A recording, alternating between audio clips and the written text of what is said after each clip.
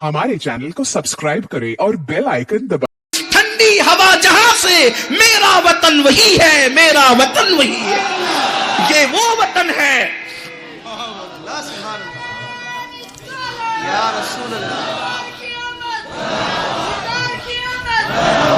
ये वो वतन है जहां से इश्क की खुशबू, जहां से ठंडी हवाएं मदीने मुनव्वरा तक पहुंची है। अल्लाह अकबर, यहाँ की हवाओं का असर तो देखो, हवा यहाँ से चलती है और मदीने मुनव्वरा में पहुंचती है और सरकार फरमाते हैं आशिकों की तरफ से खुशबू आ रही है, आशिकों की तरफ से हवाएं आ रही है।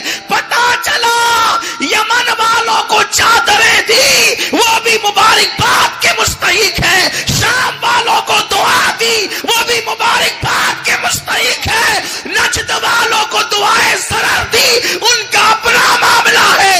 हिंद वालों को इश्क मोहब्बत की सनद अता फरमा। नारे तकबीर, नारे रिसालत, ख्वाजा का हिंदुस्तान, ख्वाजा का हिंदुस्तान, उलमाए अहले सुन्नत।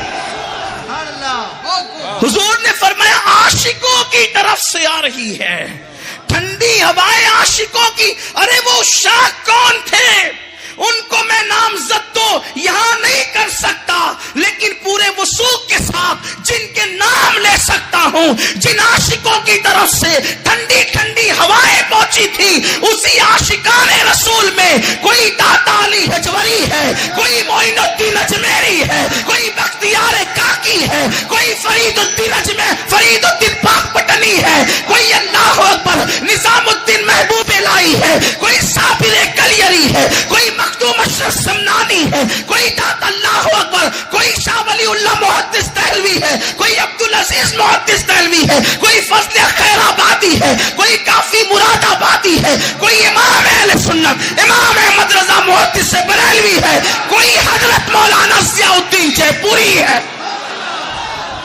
ये आशिकों की खुशबू पहुंची हुजूर तक। एक बात बताऊं, जब आशिकों की हवाओं में इतनी तासीर है कि मदीने तक सदियों पहले पहुंची, तो आशिकों की आवाज में तासीर का आलम क्या हो। लोग कहते हैं सलाम पढ़ते हो तो वहां कैसे पहुंचता है, हमसे ना पूछो, हुजूर से पूछो। आशिकों की तो हवाएं भी पहुंचती, ये हदीस के आशिकों की तो हवाएं भी पहुंचती है। जिनकी हवाओं का ये हाल है, उनकी आवाजों की शान का आलम क्या हो। तो ये जमीन वो जमीन है जो पहले से मुंतखब है निगाहे कुदरत में। ये जमीन वो जमीन है जो मुंतखब है निगाहे रिसालत में। ये जमीन वो जमीन है जो मुंतखब है निगाहे विलायत में। निगाहे कुदरत में कैसे मुंतखब है कि जन्नत से जो पहला आदमी उतारा वो किसी और मुल्क में नहीं, वो मेरे मुल्क में, आपके भारत में, हमारे हिंदुस्तान में उतारा। पहला आदमी जो उतारा आदम, जिसे बल्कि आदमी जिसके तुफैल लोग बने हैं, उस आदम को उतारा। आदमी तो बाद में हुए, आदम पहले हुए ना। और फिर मैं बहुत दूर से और देर तक नहीं ले जाऊंगा आपको, इतना जरूर कहूंगा, यही वजह तो है कि सबसे पहले नूर मुस्तफा अगर किसी जमीन के खित्ते ने देखा तो वो अपने हिंदुस्तान के खित्ते में देखा। नूर मुस्तफा पहले खित्ते हिंद ने देखा। कैसे? आदम आए तो खाली हाथ नहीं आए, पेशानी में नूर मुस्तफा लेकर आए। तो आदम की पेशानी सबसे पहले जिसने देखी वो हिंदुस्तान की जमीन ने देखी। बहुत दूर और देर तक नहीं जाते, एक दो बात और पढ़ दूं। सबसे पहली अजान अगर कहीं हुई, हिंदुस्तान में हुई। लोग क्या अजान पे पाबंदियां लगाएंगे, जब किसी का बाप नहीं था तो भी अजान हो रही थी। जब किसी का बाप तो भी अजान। कैसे?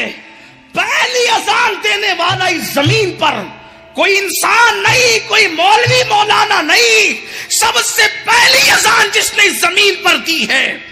कुर्बान जाए हिंद की जमीन के एजाज पर, इसके मुकद्दर पर पहली अजान जिस मुअज्जिन ने यहां दी है वो है कौन?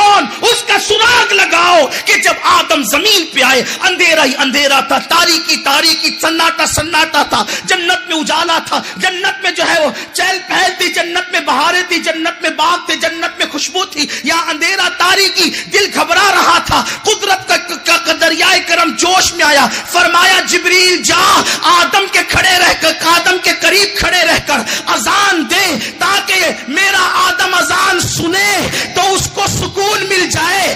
آدم تھے ہند میں، جبریل آئے ہند میں، اور مصطفیٰ جان رحمت کا وہ نغمہ اشہد ان لا الہ الا اللہ اشہد ان محمد رسول اللہ سب سے پہلے اذان کی شکل میں اگر کہیں پہ گونجا ہے تو ہندوستان کی زمین پہ گونجا۔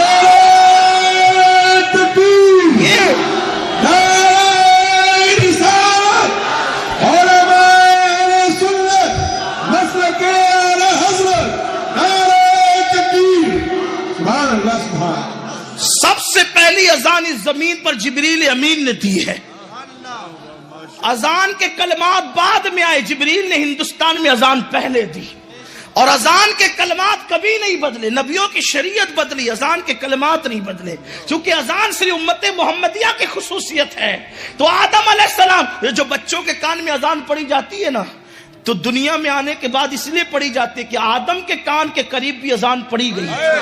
یہ بات ہاں، آدم کو بھی وحشت ہو رہی تھی اور آدمی کو بھی وحشت ہوتی ہے یہاں آ کر، تو ان کی وحشت بھی اذان سے دور ہوئی، اور ہر آنے والے کی وحشت اذان سے دور ہوتی ہے۔ اب بھی انسان تجھے عقل نہ آئے گی، تو وحشت زدہ کیوں ہے؟ اگر کوئی تیرے کان میں اذان پڑھے تو تجھے اتنا سکون ملتا ہے، اگر تو خود اذان پڑھے، نماز پڑھے، تو اللہ تیری وحشتوں کو کتنا دور فرمائے۔ اذان سے بھی دور ہو گئے، نماز سے بھی دور ہو گئے، اور پھر سب سے پہلی نماز بھی اسی ہند میں پڑھی گئی۔ اذان ہوئی، اجالا ہوا، آدم علیہ السلام نے شکرانے میں سجدہ کیا۔ پہلے سجدہ یہی کیا گیا۔ یہ زمین کوئی معمولی زمین، نگاہ قدرت کا انتخاب ہے ہند، نگاہ رسالت کا انتخاب ہے ہند۔ دور نہیں جاتے بلکہ قریب قریب رہتے ہیں تاکہ جلدی گفتگو ختم ہو۔ غریب نواز کہتے ہیں جب مجھ سے کہا ہند جاؤ، آپ نے بار بار سنا ہے، اس کی طرف میں صرف اشارہ کروں گا، واقعہ نہیں بتانا، میری سنی عوام بہت بار سن چکی، سب کو زبانی یاد ہے۔ ہندوستان جاؤ، میں نے کہا یا رسول اللہ میں نے کبھی ہندوستان گیا نہیں، اور پھر سرکار نے بھی کہا اس میں شہر اجمیر ہے، وہاں جاؤ۔ ہندوستان جاؤ، اجمیر جاؤ، اور اجمیر ہے کہاں؟ راجستھان میں۔ ہند بھی تھا، خصوصیت سے راجستھان بھی تھا، اور خصوصیت سے اجمیر مقدس بھی تھا۔ فرمایا جاؤ۔ غریب نواز نے یہ نہیں کہا حضور آپ کو تو دیوار کے پیچھے کی خبر نہیں، آپ کو ہند کیسے پتا؟ اس لیے کہ وہ معین الدین تھے، وہ معین الدین تھے۔ یہ 1857 کے بعد عقیدے بنے ہیں کہ دیوار کے پیچھے کی خبر نہیں، ورنہ صحابہ سے لے کر غریب نواز تک، اور اللہ کی عزت کی قسم غریب نواز سے امام مہدی تک بھی یہی عقیدہ رہے گا کہ نبی تو عرش پر چلنے والے قلم کی آواز کو بھی سن لیتے ہیں، لوح محفوظ پر چلنے والے قلم کی آواز کو بھی سن لیتے، سر آئینہ سنتے ہیں، پس دیوار سنتے ہیں۔ انہیں تو سب پتا ہے، آوازیں بعد میں نکلتی ہے، پہلے انہیں خبر ہوتی ہے، بلکہ وہ آواز ہی نہیں، خاموشی بھی سنتے ہیں۔ وہ تو خاموشی بھی، وہ کسی اور کا ڈالٹا ہوگا نبی، جنہوں نے زبردستی کسی کا نام نبی رکھ دیا، وہ نہیں سن پاتا ہوگا، اپنا